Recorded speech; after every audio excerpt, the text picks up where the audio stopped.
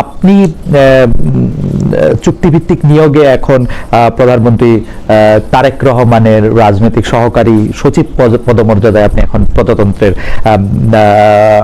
প্রজাতন্ত্রে আছেন। আপনাকে বাছাই করার পেছনে, মানে আপনাকে রাজনৈতিক সহকারী নিয়োগ দেওয়ার পিছনে কোন ফ্যাক্টরটি সবচেয়ে বেশি কাজ করেছে বলে আপনার মনে হয়? সবাইকে সালাম এবং শুভেচ্ছা। দেখেন, 2022 সাল থেকে গণ অধিকার পরিষদ বিএনপির সাথে যুগপৎ আন্দোলনে সম্পৃক্ত ছিল। আমি সেই সময় গণ অধিকার পরিষদের সাধারণ সম্পাদকের দায়িত্ব পালন করেছি। নির্বাচনের আগে আমি বিএনপিতে জয়েন করে আমি নির্বাচন করেছি এবং আমি পরবর্তীতে নির্বাচনের পরে আমি বিএনপি করেছি। অনেক সময় যেটি হয় যে নির্বাচন করার পরে অনেকে নিষ্ক্রিয় হয়ে যায়। তো আমার ক্ষেত্রে আমার কাছে মনে হয়েছে যে আমি যেহেতু বিএনপিতে যোগদান করেছি এবং বাংলাদেশের বর্তমান মাননীয় প্রধানমন্ত্রী, তার সাথে আমার অনেক আগে থেকেই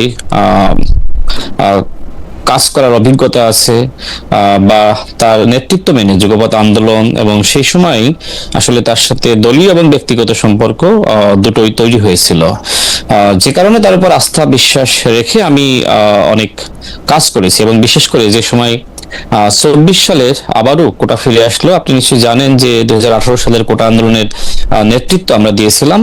তো সেই অভিজ্ঞতার আলোকে যে সময় আবারও 24 সালে কোটা ফিরে আসলো, তো আমার জায়গা থেকে আমি বর্তমান স্বরাষ্ট্রমন্ত্রী তাকে কিন্তু বলেছিলাম যে এই ধরনের আন্দোলনে আমাদের অতীত অভিজ্ঞতা থেকে যেটি উপলব্ধিবোধের জায়গা তৈরি হয়, শেখ হাসিনা আসলে এই ধরনের আন্দোলনকে একটা সময় নানানভাবে নিপীড়ন করে, নির্যাতন করে আন্দোলন বন্ধ করার চেষ্টা করে।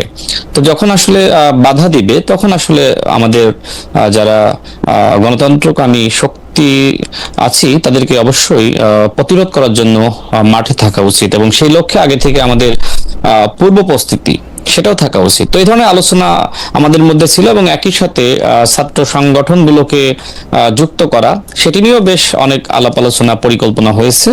এবং গণ অভ্যুত্থানের সময় আমি এবং স্বরাষ্ট্রমন্ত্রী মাননীয় প্রধানমন্ত্রীর নির্দেশনায় অনেকগুলো কাজ করতে হয়েছে। বিশেষ করে যে সময় আসলে আবু সাইদকে এবং ছাত্রদল নেতা ওয়াসিমকে গুলি চালিয়ে হত্যা করলো, একই দিনে 6 জনকে গুলি চালিয়ে শেখ হাসিনার নির্দেশনায় হত্যা চালালো। তো সেই সময় থেকে মূলত আসলে রাজনৈতিক যে সমন্বয়টা শুরু হয়েছিল, সেটা আসলে বিএনপি নেতৃত্বে, বিএনপি সেই সময় জামাত ইসলাম, হেফাজত ইসলাম সহ সমস্ত রাজনৈতিক শক্তিকে মাঠে নামার জন্য আহ্বান করে। তো এই যে রাজনৈতিক সমীকরণ বা সমন্বয়, সেক্ষেত্রে আমিও আমার ক্ষুদ্র ভূমিকা ছিল, এবং মাননীয় প্রধানমন্ত্রী এবং বর্তমান স্বরাষ্ট্রমন্ত্রী তার সাথে আমি কাজ করেছি ধারাবাহিকভাবে। অর্থাৎ এই ধরনের কাজ করতে গিয়ে আমার এক ধরনের সম্পর্ক তৈরি হয়, যে কারণে আমার কাছে মনে হয় যে আমার যে রাজনৈতিক সংগ্রাম, আন্দোলন, গণ অভ্যুত্থানে নেপথ্য থেকে ভূমিকা রাখা, এবং বিশেষ করে যারা ছাত্র সমন্বয়ক ছিল তারা কিন্তু সবাই আমার সাথে একসময় রাজনীতি করেছে, আমার সহকর্মী ছিল। তো সেই জায়গা থেকে যেহেতু বিএনপির সাথে একদিকে সম্পর্ক, অন্যদিকে এই ছাত্র সমন্বয়কদের সাথে সম্পর্ক, মাঝখানে আমি এবং নুরুল হক নূর থেকে আসলে অনেক ভূমিকা রাখতে সক্ষম হয়েছি। তো এগুলো মাননীয় প্রধানমন্ত্রী সবই জানেন। আমি একটু জনাব খান, আমি একটু বিষয়টা একটু ক্লিয়ার হই। মানে 24-এর গণ আন্দোলনের সময় আপনাদের যে ভূমিকা, সেই ভূমিকার জন্য আপনাকে আসলে সেই মানে এই পদটিতে নির্বাচিত হয়েছে বলে আপনার মনে হচ্ছে? কারণ আপনি নিজেই বলেছেন যে আপনি তো আসলে বিএনপিতে খুব বেশি দিন হয়েছে যে আসেন নাই। মানে বিএনপিতেও তো অনেক লোক আছেন যে যারা পদবি পান নাই, অনেকের বিভিন্ন রকম ক্ষোভ বা হতাশাও আছে। তো সেই ক্ষেত্রে আপনার 24-এর সময় কাজ করাটাই আপনার আসলে এই, এবং যে সালাউদ্দিন আহমেদের সাথে থেকে আপনি সমন্বয় করেছেন, ওইটার জন্য আপনাকে আসলে এই পদটিতে নির্বাচিত করা হলো। আচ্ছা, আমি আরেকটু ক্লিয়ার করি। আমি 2018 সালের বৃহৎ একটি ছাত্র আন্দোলনের নেতৃত্ব দিয়েছি, এবং সেই সময় শুরুর দিকে কিন্তু আমি মূল নেতৃত্বের জায়গায় ছিলাম। এরপরে আমি যে সময় অ্যারেস্ট হই, সেই সময় নুরুল হক নূর তিনি নেতৃত্ব দেন, এবং পরবর্তীতে জেল থেকে মুক্ত হয়ে আমরা সমন্বিতভাবে কোটা সংস্কার আন্দোলন সফল করি। অর্থাৎ 18-র কোটা সংস্কার আন্দোলন থেকে 24-এর গণ অভ্যুত্থান পর্যন্ত অনেকগুলো ছাত্র আন্দোলন বা যুগপৎ আন্দোলন আমি সবসময় সামনে থেকে ভূমিকা রাখতে চেষ্টা করেছি, এবং বিশেষ করে 2022 সাল থেকে বিএনপির সাথে যুগপৎ আন্দোলন, এবং এই আন্দোলন করতে গিয়ে বর্তমান মাননীয় প্রধানমন্ত্রীর সাথে আমার ব্যক্তিগত এবং দলীয় পর্যায়ে সম্পর্ক তৈরি হয়, এবং অনেক কাজ একসাথে করেছি। তার ধারাবাহিকতায় মূলত তিনি আমাকে চিনেন, জানেন, এবং আমার কাছে মনে হয়েছে, একটু শেষ করি 30 সেকেন্ডে, আমার কাছে মনে হয়েছে যে যেহেতু তিনি আমাকে দীর্ঘ সময় পর্যবেক্ষণ করেছেন, আন্দোলন সংগ্রামে আমার ভূমিকা সম্পর্কে জানেন, বিশেষ করে আমি সাংগঠনিক কর্মযোগ্য বলেন, লেখালেখি, বক্তব্য, আমার কাছে মনে হয় সামগ্রিকভাবে তিনি বিবেচনা করেছেন যে তার রাজনৈতিক মানে সহকারী হিসেবে আমাকে নিয়োগ দেওয়ার। মানে রাজনৈতিক সহকারী হিসেবে নিয়োগ দিতে গেলে তো আমরা আবারও পরে নিশ্চয়ই, না আপনি আবারও 1 মিনিট একটু বলতে পারেন যে রাজনৈতিক সহকারী হিসেবে করতে গেলে তো রাজনীতিটা বিশ্বাস করতে হবে। আপনি বিএনপি রাজনীতিটা কবে থেকে বিশ্বাস করেন? অনেকেই বলেন যে আপনি যেহেতু টক শোতে খুবই উচ্চকণ্ঠ, আপনার বক্তব্যের ক্ষেত্রে আপনি খুবই যেটা আমরা দেখি আর কি, যে সংস্কৃতিটা যে খুবই আক্রমণাত্মক ভাষায় কথা বলতে পারেন, সেই জন্যই কি আপনাকে আসলে সামনে নিয়ে আসা হইলো, মানে ওইটার পুরস্কার হিসেবে যে আপনি খুবই মানে যে প্রশ্ন আপনার পছন্দ হইলো না সেই প্রশ্নটা, বা যে বক্তব্যটা আপনার পছন্দ হইলো না সেই প্রশ্নে আপনি খুবই ওইটার কি কারণ? কারণ রাজনৈতিক সহকারী হইতে হলে আমার আন্ডারস্ট্যান্ডিংটা হইলো যে আপনি তো বিএনপি রাজনীতি করতেছেন অল্প কয়দিন, মানে কোটা বিরোধী আন্দোলন বা সেটাতে আপনি রেলেভেন্ট ছিলেন বহুদিন, সেটা অন্য কথা, কিন্তু আপনি বিএনপি রাজনীতিটা তো খুব বেশি দিন করতেছেন না। আচ্ছা, দেখেন, আমি মনে হয় আগে স্পষ্ট করেছি যে 2022 সাল থেকে মূলত মাননীয় প্রধানমন্ত্রীর সাথে সম্পর্ক এবং আন্দোলন করা, এবং আজকের এই টক শোতে আমাদের রতন ভাই আছেন, তিনি আমার সাথে যেভাবে বিতর্ক করবেন আমিও ঠিক সেইভাবে, তিনি যদি আমার সম্পর্কে এখানে এমন এমন বক্তব্য দেন যেটার কাউন্টার দেওয়ার জন্য আমাকেও আসলে ওই ধরনের বক্তব্য দিতে হয়। তো এটা আসলে বাংলাদেশের রাজনীতিতে এটি আসলে হয়ে থাকে। কেউ যদি ইট মারে, তাহলে তাকে যদি আপনি পাটকেল না মারেন, সে কিন্তু ধারাবাহিকভাবে আপনাকে ইট মারতেই থাকবে। তো এগ্রেসিভ হওয়া আসলে এটা, বা কাউন্টার দেওয়া, এটা আসলে প্রেক্ষাপটের উপরে বা বিষয়বস্তুর উপরে ডিপেন্ড করে। এখন আপনার এই টকশো কোন দিকে যাবে, আপনি কোন দিকে নিবেন, আপনার ইন্টেনশন সেটির উপর কিন্তু আমার বক্তব্য নির্ভর করবে। আমি একটা ছোট মানে 2 সেন্ট দিয়ে রাখি যে পৃথিবীর সকল লোকেরই তার নিজের কার্যক্রমের পক্ষে যুক্তি আছে। কেউ যখন কাউকে গুলিও করে দেয়, সে বলতে পারে যে ও আমাকে ইনস্টিগেট করছে, ও আমার জন্য ভালো ছিল না। কিন্তু অন্য মানুষের কাজের উপর তো আমার নিয়ন্ত্রণ নাই, আমার নিয়ন্ত্রণ আছে আমার কাজের উপর। অন্য একটা মানুষ আপনাকে প্রভোক করলো কিনা, আপনাকে একটা খারাপ বললো কিনা, গালি দিল কিনা, সেইটার উপর তো আপনার অ্যাক্ট নির্ভর করে কিনা। আপনি দয়া করে ব্যাপারটা ভাইবা দেখবেন আমরা এরকম রাজনীতি আশা করি কিনা, মানে পাল্টাপাল্টি, ইটের বদলে পাটকেল, ইটের বদলে পাটকেলের রাজনীতিটাই আমরা আশা করি না। জনাব খান, আমি আপনার কাছে ফিরি, আমি এই বিষয়ে একটু উত্তর দিই, আমি 1 মিনিটে শেষ করব। আচ্ছা, আপনি নিশ্চয়ই 2018 সাল থেকে আমাকে চিনেন, জানেন, আমার রাজনৈতিক উত্থান পরিস্থিতি সব তো আপনার চোখের সামনেই, তাই না? এখন গণ অভ্যুত্থানের পরে স্বাভাবিকভাবে রাজনৈতিক সংস্কৃতি পরিবর্তন হওয়া দরকার ছিল, কিন্তু যে সময় পরিবর্তন না হয়ে উল্টো লক্ষ্য করা যাচ্ছে যে বিএনপি সংগ্রামী মহাসচিব তার নেতৃত্ব নিয়ে, তার মন্ত্রিত্ব নিয়ে তিনি আগামীতে রাষ্ট্রপতি হওয়ার যোগ্যতা এগিয়ে আছেন নাকি তার যোগ্যতা নাই, এ ধরনের বক্তব্য আসে। এবং পাশাপাশি যে সময় আমাদের মাননীয় প্রধানমন্ত্রীর মেরুদণ্ড যে সময় 11-এর সময় ভেঙে দেওয়া হয়, তাকে নির্যাতন করা হয়, আপনার কাছে খান, জনাব খান, আমি আপনার কাছে আসি, কারণ এটা একটু বড় লম্বা সময় নিয়ে কথা বলতে হবে, সেটা আমি আপনার কাছে আসতেছি। জনাব রাশেদ খান, আপনি একটা কথা ধরে আমাদের অনেক দর্শক অনেকগুলি মন্তব্য করতেছেন, আপনি কন্টিনিউ করবেন যে আপনার রাজনীতি, আপনার রাজনৈতিক দৃষ্টিভঙ্গি, সর্বোপরি আপনি যে বিষয়টা নিয়ে কথা বলতেছিলেন যে আপনার যে কাউন্টার করা, মানে রাজনীতিতে ঢিল এবং পাটকেল নিয়ে আমরা একটা আলোচনা শুনতেছিলাম, যে আপনি বলতেছিলেন যেহেতু রতন ভাই আপনাকে আক্রমণ করে কথা বলেন, কারণ রতন ভাই কাউকে আক্রমণ করে কথা বলেন না, আমি রতন ভাইকে আক্রমণ করলেও রতন ভাই হাসি মুখে সেটা ফেরত দেন, তো সেই জন্য আপনি রতন ভাইকে কিছু বলবেন না। কিন্তু কেউ এসে যদি আপনাকে ঢিল মারে, আপনি তাকে পাটকেল মারবেন, কেউ এসে যদি আপনাকে গুলতি দিয়ে মারে, আপনি তাকে গুলি করে দিবেন, কেউ যদি আপনাকে একটা গালি দেয়, আপনাকে 10টা গালি দিবেন, এইটা হচ্ছে আপনার এটা। কিন্তু আপনি ওই প্রসঙ্গটা একটু বলবেন যে আপনি খুব জোরে সোরে ইদানিং বলেন, মানে এটা আমাদের দর্শকদের মতামত, মোহাম্মদ মালাওয়াইকি খুব ব্রিফলি এটাকে এরকম বলেছেন যে রাশেদ ভাই বলছেন স্বাধীনতা বিরোধীরা এখন বিরোধী দল, এটা অত্যন্ত লজ্জার। মরহুম বেগম খালেদা জিয়া স্বাধীনতা বিরোধী 2 জনকে মন্ত্রী দিয়েছিলেন, সেটাকে অন্তত গৌরবের নাকি? রাশেদের কাছে প্রশ্ন আমি মালয়েশিয়া থেকে। আপনি যদি ওই ঢিল পাটকেল থেকে শুরু করে আপনি যেসব বক্তব্য দেন সেই সব বক্তব্য একটু বলেন। কিন্তু আমরা অনেকগুলি বিষয়ে কথা বলবো রাশেদ, আমরা যদি একটু ব্রিফলি বলতে চেষ্টা করি। জনাব খান, দেখেন, যে সময় জামাত ইসলাম বিএনপির সাথে রাজনৈতিক জোটে ছিল এবং একসাথে নির্বাচন করেছে, সেই সময় জামাত ইসলামকে মানুষ মজলুম হিসেবে জানতো। এবং এখনকার জামাতের নেতৃবৃন্দের বক্তব্য এবং সেই সময়কার নেতৃবৃন্দের বক্তব্যের মধ্যে বেশ পার্থক্য পরিলক্ষিত হয়। গণ অভ্যুত্থানের পরে জামাতের আমির তিনি শুরুতেই বিএনপির বিরুদ্ধে বক্তব্য দিলেন। তিনি বললেন যে বিএনপি নব্য ফ্যাসিস্ট, এক স্বৈরাচারকে হটিয়ে আমরা আরেক স্বৈরাচারকে ক্ষমতায় আনবো না। আচ্ছা, বিএনপি যদি গণ অভ্যুত্থানের পর পর স্বৈরাচার হয়ে যায়, তার মানে কি? তার মানে বিএনপি আগে স্বৈরাচার ছিল? আমার প্রশ্ন হলো, জামাত ইসলাম বিএনপিকে যদি স্বৈরাচার মনে করে, তাহলে বিএনপির সাথে কেন জোট করেছিল এবং কেন এইভাবে আসলে মন্ত্রিত্বের ভাগাভাগি বা সরকারের ভাগাভাগি করেছিল?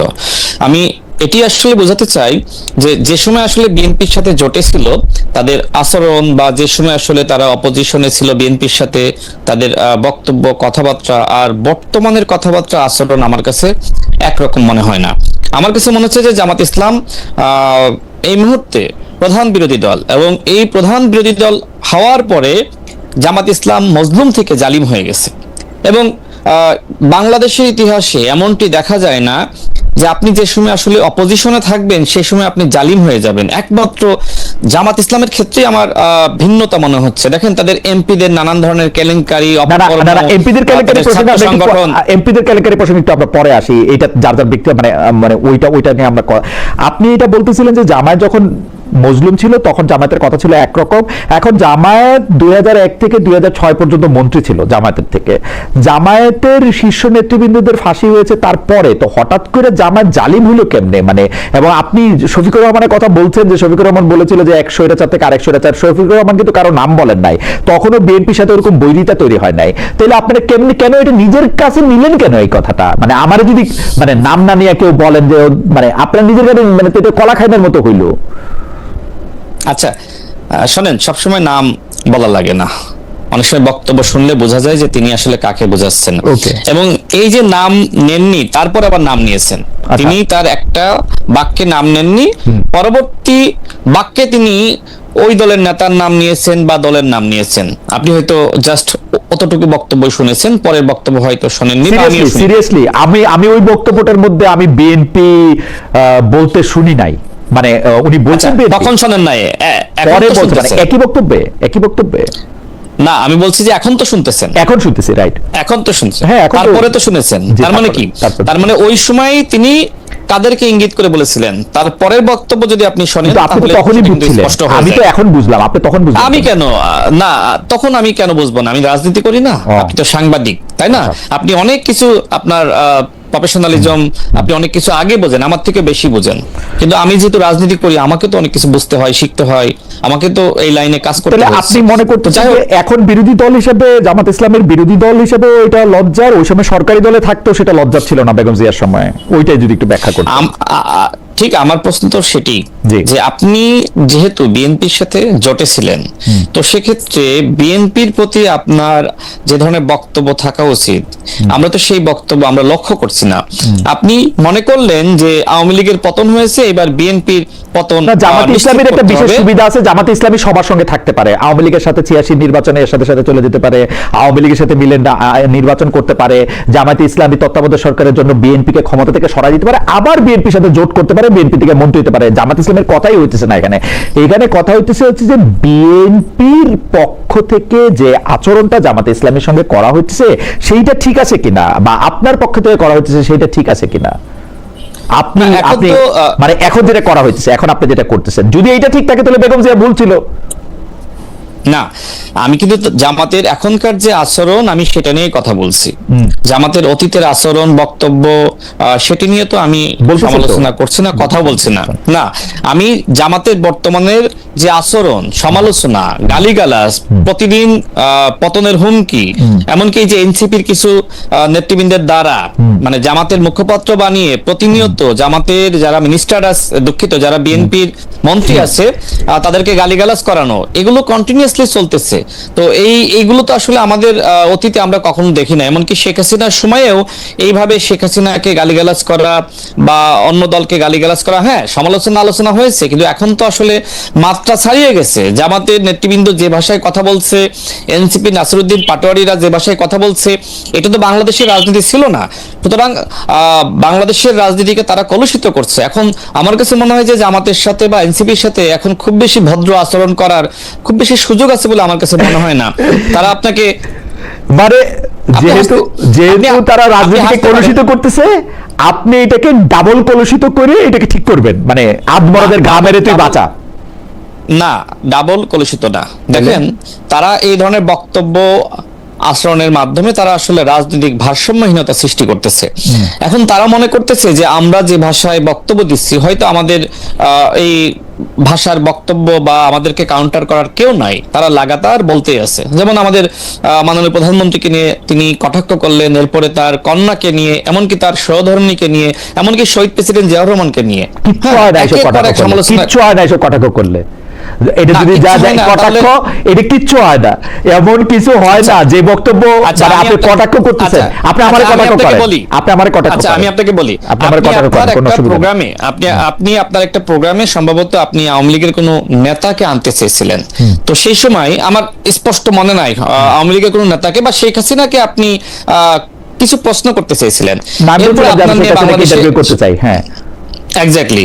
এরপরে বাংলাদেশে আপনাকে নিয়ে অনেক সমালোচনা হয়, আপনাকে গালি দেয়, এরপরে কিন্তু আপনি সেটা আর করেন নাই।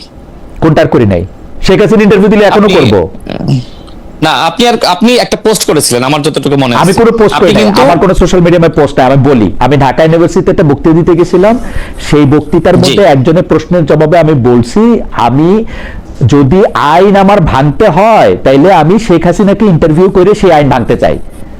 এই আইন ভাঙতে আমি সাদ্দামের ইন্টারভিউ করে সেই আইন ভাঙতে চাই না। দ্যাট ওয়াজ আমি সেটাই বলছি। এরপরে আমি আর কোনো ইন্টারভিউ করি নাই। আমাকে যদি শেখ হাসিনা এখন ইন্টারভিউ দেন, আমি এখন ইন্টারভিউ করব না। আমি বলছি যে আপনার যদি মানে সমালোচনা বলেন, আলোচনা বলেন, বা যেভাবে গালিগালাজ করছিল সেটি না করলে কি আপনি আপনার অবস্থান থেকে সরে যেতেন? আমি কি আমার অবস্থান থেকে সরে গেছি? আমি তারপরের দিন আবার বলছি টেক ইট ব্যাক। আমি তারপর দিন আবার বলছি যে আমি শেখ হাসিনা ইন্টারভিউ এখনো নিতে চাই, এখনো বলতেছি, এবং এই পৃথিবীতে এমন কোন সাংবাদিক নাই যে শেখ হাসিনা ইন্টারভিউ দিতে চাইবে না এখন। ঠিক আপনার সেই বক্তব্যই আমি বলছি যে আপনার সেই সময় সমালোচনা হয়েছিল। আমার যতটুকু মনে আছে যে আপনি এর পরবর্তীতে আপনার অবস্থানটা আপনি পরিষ্কার করেছিলেন, বা কেন এই কথা, বা আমার কাছে মনে হয় এখনো তো তাই বললাম। আমার হয় কি, মানে ঘটনা কিন্তু আপনি করেননি, কিন্তু আপনি এই রিস্কটা নেননি। কি রিস্ক? আমি তো এখনো বলতেছি শেখ হাসিনা ইন্টারভিউ করলে এখনো ইন্টারভিউ করব। আমি 2 সপ্তাহ পরে বাংলাদেশে আসবো রে ভাই, শেখ হাসিনা ইন্টারভিউ যে করবো এইটা বইলা আমি আবারও বলতেছি আমি শেখ হাসিনা ইন্টারভিউ করবো। আর আমার জেল দিয়ে দেন, শোনেন না, জেল দেওয়ার প্রসঙ্গ অথবা মত করেন। আমাকে যে প্রশ্ন করলেন আপনার বিষয়ে ওই সময় যেটি হয়েছিল আমিও তো দেখেছি, যে কারণে আমি ওই প্রসঙ্গটা আনলাম। যে দেখেন, বাংলাদেশে যেটি হয়, কন্টিনিউয়াসলি নাসিরউদ্দিন পাটোয়ারিরা বলেন বা অন্যান্য নেতৃবৃন্দ বলেন, তারা কন্টিনিউয়াসলি বিএনপিকে নানান ভাষায় গালিগালাজ করছে, কটাক্ষ করছে। সেই জায়গা থেকে তারা যে ভাষায় কথা বলছে, আমরা তো ওইটার যৌক্তিক ব্যাখ্যা দিচ্ছি যে তারা আসলে এইভাবে রাজনীতিকে আসলে নষ্ট করতেছে, নোংরামি করতেছে। ফেয়ার এনাফ, আপনার এটা পজিশন হতে পারে, কিন্তু আমরা মনে করি যে একটা জায়গা থেকে যেটাকে আপনি কলুষিত বলতেছেন, সেই কলুষিতর জবাব যদি আপনি কলুষ দিয়েই দেন, এটা দূর হবে কিনা সেটা ভাইবা। না, এটা তো কাউন্টার দিয়ে, আমি তো এটা পাল্টা ব্যাখ্যা দিয়ে। যেমন যেমন দেখেন, যে সময় আসলে বিএনপি সম্পর্কে জামাত ইসলাম নানান ধরনের মানে বক্তব্য দিচ্ছে, যেমন বিএনপি নাকি জুলাই জাতীয় সনদ নিয়ে গণভোট নিয়ে প্রতারণা করছে, এবং এই বক্তব্য দিতে গিয়ে তারা বিএনপিকে আবার গণভোটের হুমকি দিচ্ছে, নানান ধরনের কথাবার্তা বলছে, একদিনে পতন ঘটিয়ে দিবে, 7 দিনে পতন ঘটিয়ে দিবে, 16 দিনে পতন ঘটিয়ে দিবে। এই বক্তব্যগুলো আপনিও শুনেছেন। তো সেই জায়গায় জামাত ইসলামের যে মুনাফিকি, প্রতারণা, ভণ্ডামি, সেগুলো আমরা মানুষের সামনে স্পষ্ট করছি যে যেখানে জুলাই জাতীয় সনদ নিয়ে অন্তর্বর্তীকালীন সরকার প্রতারণা করলো, গণভোটের অধ্যাদেশ নিয়ে অন্তর্বর্তীকালীন সরকার প্রতারণা করলো, এবং সেটা ব্যাখ্যার সহিত যে এই জায়গায় ডক্টর মোহাম্মদ ইউনূস প্রতারণা করেছে, এই জায়গায় অন্তর্বর্তীকালীন সরকার প্রতারণা করেছে। বিএনপি ব্যাখ্যা চাইলে আপনি দিতেই পারেন, সেই ব্যাখ্যাই তো, সেই ব্যাখ্যা যদি না, সেই ব্যাখ্যা আমি আপনাকে বলি, যেমন নিউজ 24 একটি টক শোতে আমাকে লাগাতার barrister Shahriar Kabir royal agent বলছে 3 মিনিট ধরে। আমি কিন্তু হাসতেছি, আমি মানে তাকে বোঝানোর চেষ্টা করতেছি, তো তিনি কন্টিনিউয়াসলি কিন্তু আমাকে রয়্যাল এজেন্ট বলেই যাচ্ছেন, যেখানে বাংলাদেশে নরেন্দ্র মোদীর আগমন বিরোধী আন্দোলন নুরুল হক নূরসহ আমরা করেছিলাম, এবং সেই সময় আমার নামে 3টা মামলা হয়। এরপরে যদি ওই ব্যক্তি আমাকে বারবার রয়্যাল এজেন্ট বলেন, হ্যাঁ আমরা ভারতের কাছ থেকে টাকা খেয়েছি, আওয়ামী লীগের কাছ থেকে টাকা খেয়েছি, তখন তো স্বাভাবিকভাবে আমি কত সময় নিজেকে কন্ট্রোল করব, তখন আমি তাকে কিন্তু কাউন্টার দিয়েছি, এবং আমাকে তখন আমার যে শারীরিক ভাষা ব্যবহার করে কাউন্টার দিয়েছেন সেটা খুব ডিসেন্ট হয়েছে না। শারীরিক ভাষা না, তিনি আমাকে আমি দেখেছিলাম যে আপনি আঙ্গুল তুলে তুলে কথা বলতেছেন। আমি বলতেছি না, উনি তো থামতেছে না, উনি আমাকে রয়্যাল এজেন্ট বলতেছে, তখন আমি তাকে বলছি আমি বললাম আপনি বলেন আমি যদি ওই সময় তাকে না থামাতাম, হ্যাঁ, বা মনে করেন যে আমি রাগান্বিত হয়েছি, তো আমি রাগান্বিত না হলে তো তিনি একের পর আমাকে এই ধরনের ভাষা ব্যবহার করে। আমি ঠিক জানি না, কারণ আপনি একজন রাজনীতিবিদ, আমি একজন সাংবাদিক, আমি আসলে আপনার ব্যাপারটা আমি বুঝতে পারবো না কখনো, যে মানে আমার আসলে না, এটা বুঝতে পারবেন না, যেমন এটা আমি বুঝতে পারবো না, যেমন ধরেন রাজনীতি করলেই বুঝতে পারবো। যেমন ধরেন আপনাকে আমি যখন বললাম যে আমাকে কটাক্ষ করেন, তখন আপনি আরেকটা প্রসঙ্গের কথা বললেন, যাই হোক সেইটার একরকম, কিন্তু আমাদের একজন দর্শক কি বলতেছে আপনি দেখেন, উনি আমাকে বলতেছেন যে খালেদ ভাই আপনাকে কটাক্ষ করা কিছু নাই, আপনি মিড লেভেলের একজন ইউটিউব সাংবাদিক ভাই, আপাতত আপনাকে মাঝে মধ্যে দেখলে মনে হয় এটা পডকাস্ট যেখানে ক্যাজুয়াল আলাপ হচ্ছে, রাজনৈতিক নেতাদের সিনিয়র ভাই বলে তেল দেন। ফেয়ার এনাফ, এটা ওনার মনে হয়েছে, কারণ আমি কোনো গুরুত্বপূর্ণ লোক না, আমাকে কটাক্ষ করার কিছু নাই, সেজন্য আমি হয়তো বুঝতে পারবো না যে আপনাকে কটাক্ষ করলে বা আরেকজন মানুষকে আরেকটা কথা বললে এটা কোথায়